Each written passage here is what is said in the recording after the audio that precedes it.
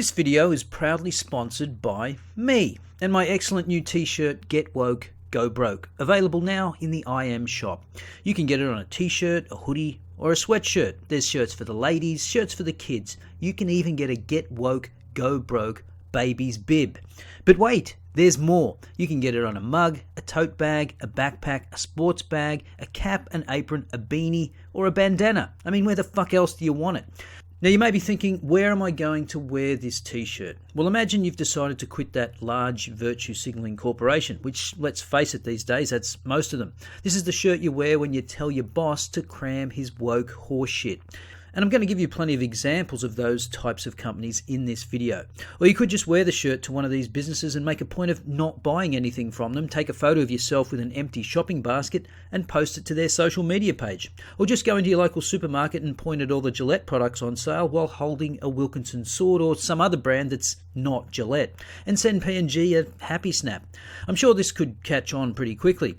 Anyway, it's an excellent shirt and it's available now in the IM shop. Links in the description.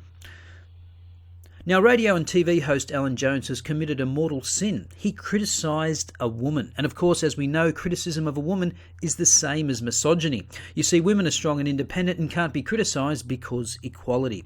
And Jones had the audacity to pick on a helpless woman. You know, the leader of a democratic, industrialised first world nation.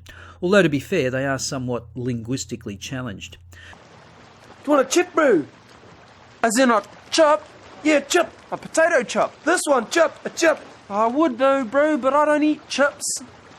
Well, that's shit. But Jones went further on his 2GB radio show, as so-called shock jocks often do, and suggested the Australian Prime Minister Scott Morrison should shove a sock down Jacinda Ardern's throat, which of course sent the offence archaeologists into meltdown mode.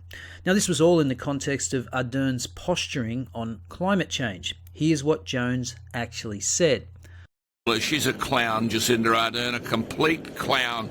Here she is preaching on global warming and saying that we've got to do something about climate change.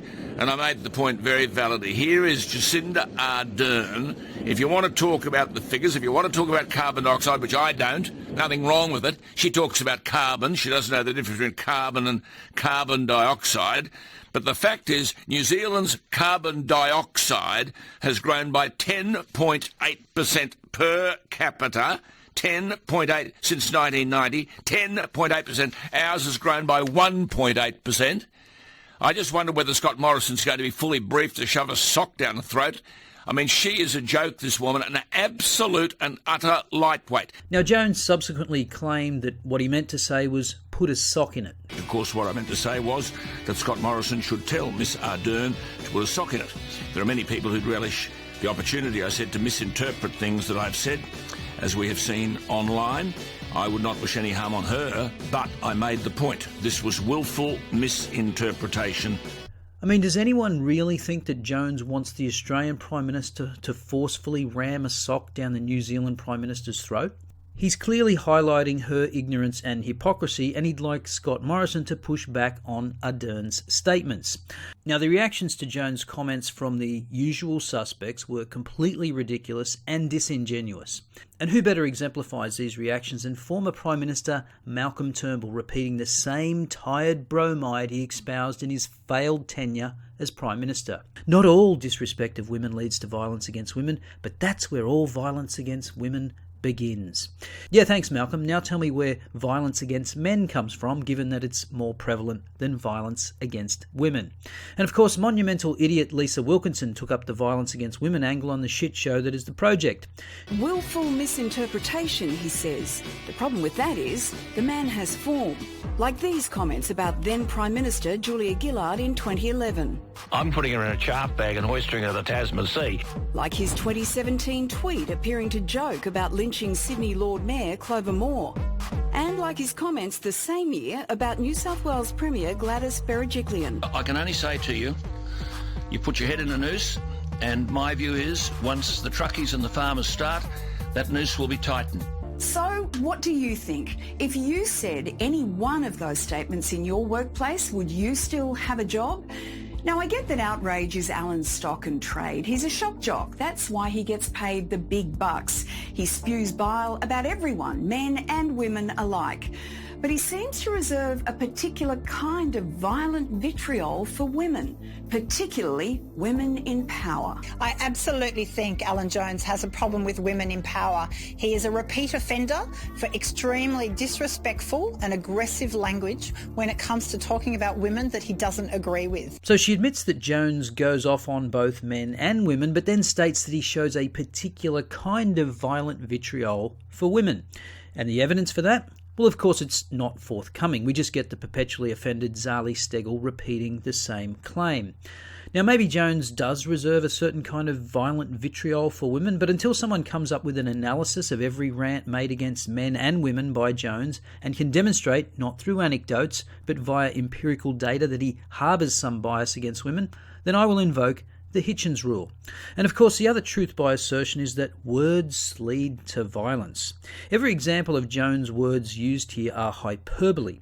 You have to be an especially disingenuous asshole to take what Jones said literally. Does anyone really think that Alan Jones wanted to put Julia Gillard in a chaff bag and throw her into the sea? Of course they don't. Only a moron would, or someone willfully misrepresenting Jones's words to push an agenda. They then try to link Jones's comments to high-profile murders of women with absolutely no proof whatsoever. In one of those cases, the perpetrator was very definitely mentally ill, and the other guy was autistic and perhaps mentally ill as well. Oh, and yes, why not ask Natasha Stott-Despoja, who's made a career out of propagating misandrous misinformation around domestic violence. Words as well as behaviour and attitudes can create a culture in which we respect or disrespect women, and we know that disrespect of women can lead to violence against women and children. Well, of course, disrespect can lead to violence, but why has Stott-Despoja or any of these women not talked about disrespect of men being a factor in violence experienced by men, which, as we know, is more prevalent? And as far as disrespect goes, why wouldn't you start where the most disrespect is found in our society, which is men's disrespect of other men?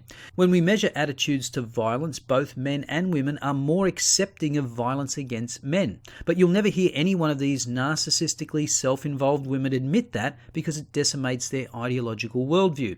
The day these advocates show one scintilla of concern for male victims of violence, I might consider supporting a campaign. But until then, go fuck yourselves, you hypocrites.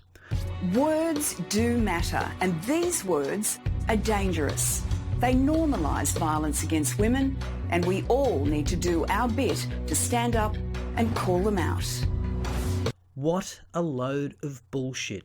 They're only dangerous in the minds of fragile females like Wilkinson.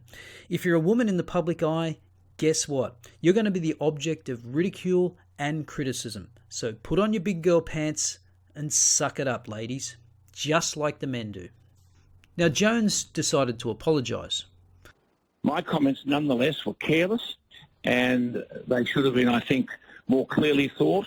And to that extent, I have erred and made a mistake. Now, when you do that, you've got to be man enough to simply say, I was wrong, and I apologise. And that's fine if Jones genuinely believes he overstepped the line. But does he believe that? Or was he pressured into it by the cuck-in-chief running Macquarie Media, Russell Tate?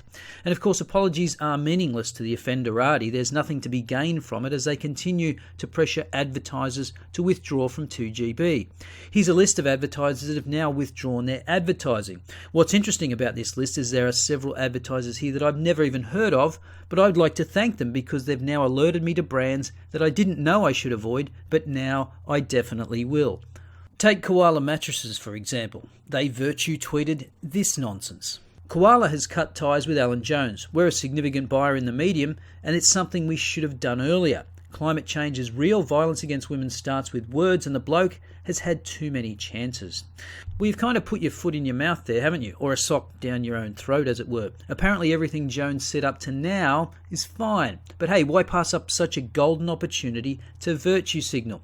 Interestingly, though, if you scroll through the Twitter comments, there are at least as many people, if not more than those in support, stating they will never buy a Koala mattress.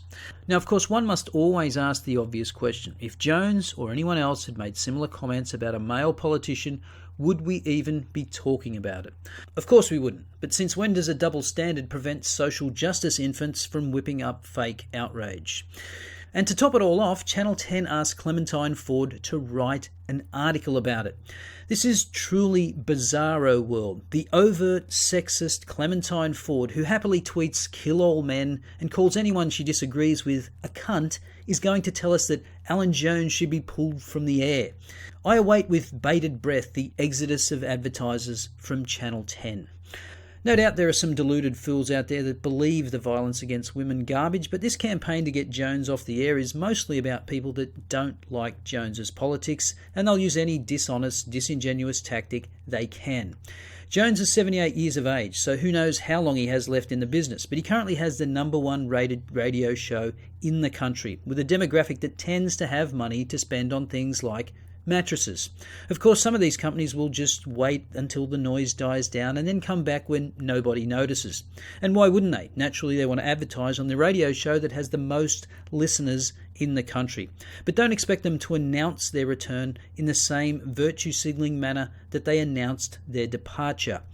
So why not let these companies know you don't appreciate their woke bullshit and refrain from shopping at their shitty stores? Or better still, purchase a Get Woke Go Broke mug and mail it to the CEO. As usual, let me know your thoughts in the comments below. I'll see you next time.